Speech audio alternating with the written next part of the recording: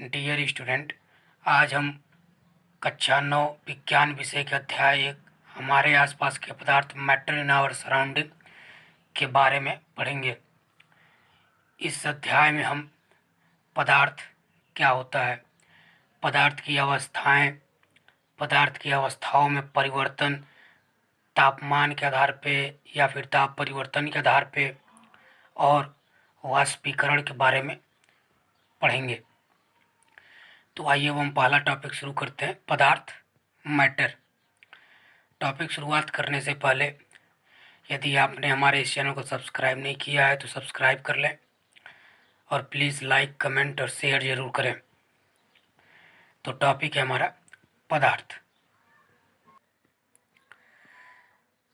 संसार में प्रत्येक वस्तु जिस सामग्री से बनी है वही पदार्थ है। यह हमारे आसपास सभी जितनी भी वस्तुएं हैं सभी में विद्यमान है। इसकी प्रॉपर्टी ये है कि यह पदार्थ स्थान घेरता है और इसका एक फिक्स द्रव्यमान भी होता है। यदि इसके भौतिक गुणों की बात करें तो यह छोटे छोटे कणों से मिलकर बना होता है। पदार्थ छोटे छोटे, इसके आइए कुछ जो अभिलाक्षणिक गुण हैं, जो प्रॉपर्टीज हैं, उसके बारे में बात कर लेते हैं। सबसे पहले प्रॉपर्टी यह है कि पदार्थ के जो कण, जिन कणों से यह पदार्थ का निर्माण हुआ, छोटे छोटे कण, ये कण जो है निरंतर गति करते रहते हैं। अब ये कितनी तेज गति करते हैं या कितने धीरे गति करते हैं तो यह डिपेंड करता है टेम्परेचर पे, तापमान पे। यदि आप बढ़ा देते हैं तो इनकी गति बढ़ जाएगी और यदि तापमान यदि कम करते हैं तो इनकी गति कम हो जाएगी। निरंतर गति जो है, इनके पास अपनी गतिज ऊर्जा है। तो तापमान यदि बढ़ती है तो इनकी गतिज ऊर्जा बढ़ जाएगी, गतिज ऊर्जा बढ़ने से इनकी गति बढ़ जाएगी।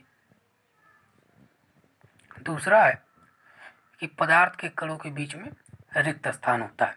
जिन कणों से बना है तो हर एक कणों के बीच में रिक्त स्थान, गैपिंग होती है। ये आप समझ सकते हैं, जैसे कि हम चाय, कॉफ़ी या फिर नींबू पानी जब बनाते हैं तो उसमें एक के बाद एक जब हम पदार्थों को जब घोलते हैं तो वो सभी आपस में मिक्स हो जाते हैं। तो इसका मतलब यह है कि कणों के बीच कहीं ना कहीं रिक्त स्थान है, तभी वे दो तीन प्रकार के पदार्थ आपस में मिक्स हो गए हैं। अगला है कि पदार्थ के कण एक दूसरे को आकर्षित करते हैं। जैसे कि हम पानी के नल को यदि खोलें तो उसमें से तेज़ धारा निकलती है, तो हम यदि उसको उंगली से यदि उसके धारा को तोड़ने का प्रयास करें तो वो धारा टूटती नहीं है। इसका कहीं न कहीं यह तात्पर्य है कि उसके कण एक दूसरे से बंधे हुए हैं। यह आकर्षण बल के कारण होता है। ये पदार्थ, इस जो नल का पानी है उसमें पदार्थ के कण आकर्षण बल के द्वारा एक दूसरे से बंधे होते हैं। यदि हम रिक्त स्थान की बात करें तो ठोस पदार्थों में रिक्त स्थान सबसे कम होता है, उसके बाद द्रवों में होता है, फिर उसके बाद गैस में। तो इसका मतलब यदि रिक्त स्थान सबसे कम ठोस में होता है तो यह इसमें इन पदार्थों की गतिज ऊर्जा भी सबसे कम होगी। तो यह जो क्रम है, रिक्त स्थान में कमी, ये अधिकता की हो जाएगी। रिक्त स्थान ये ठोस से द्रव, द्रव से गैस में अधिक हो रहा है। गतिज ऊर्जा की बात करें तो गतिज ऊर्जा सबसे कम ठोस में होती है, सब उससे अधिक द्रव में तथा उससे अधिक गैस में।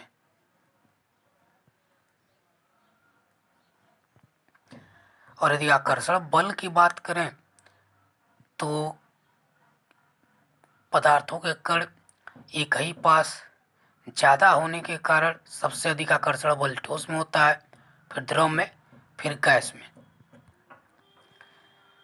ठोस में आकर्षण बल सबसे अधिक होता है, फिर द्रव में, फिर गैस में। गैस में सबसे कम आकर्षण बल होता है। अगला टॉपिक है पदार्थ की अवस्थाएं। भौतिक रूप से पदार्थ मुख्यतः 3 रूपों में पाया जाता है, या हम कह सकते हैं पदार्थ की अवस्थाएं 3 प्रकार की होती हैं। एक होता है ठोस, दूसरा होता है द्रव, तथा तीसरा है गैस। इन तीनों की क्या क्या विशेषताएं होती हैं, कैसे दिखते हैं, क्या क्या क्वालिटीज़ हैं, तो आइए हम जान लेते हैं इसको। ठोस, द्रव, गैस। सबसे पहले हम बात कर लेते हैं ठोस की आकार की। ठोस कैसा होता है? तो ठोस वाले जितने भी पदार्थ हैं उनका आकार निश्चित होता है। द्रव का आकार जो है कोई निश्चित नहीं होता है, लेकिन गैस का आकार अनिश्चित होता है। अगर आयतन की बात करें तो ठोस का निश्चित आयतन होता है, द्रव का भी निश्चित आयतन होता है, लेकिन गैस का अनिश्चित आयतन होता है। ठोस पदार्थों में का कोई बहाव नहीं होता है कणों के बीच। द्रव के कणों के बीच बहाव होते हैं,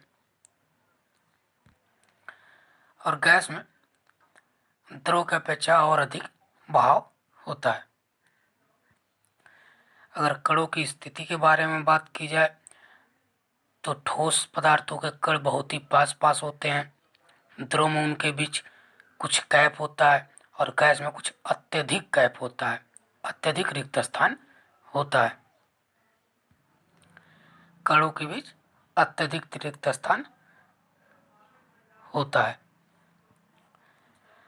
अगला बात करें तो ठोस में संपीड्यता जो होती है नगण्य होती है। मतलब ठोस पदार्थ अत्यधिक दृढ़ होते हैं, मजबूत होते हैं, जबकि द्रव में कुछ संपीड़न हो सकता है और गैसों में बहुत अधिक संपीड़न होता है।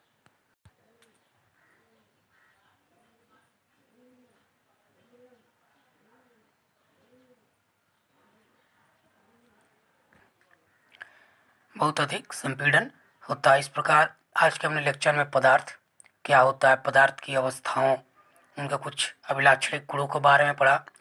अगला टॉपिक है पदार्थ की अवस्थाओं में परिवर्तन। इसको हम अगले भाग में पढ़ेंगे।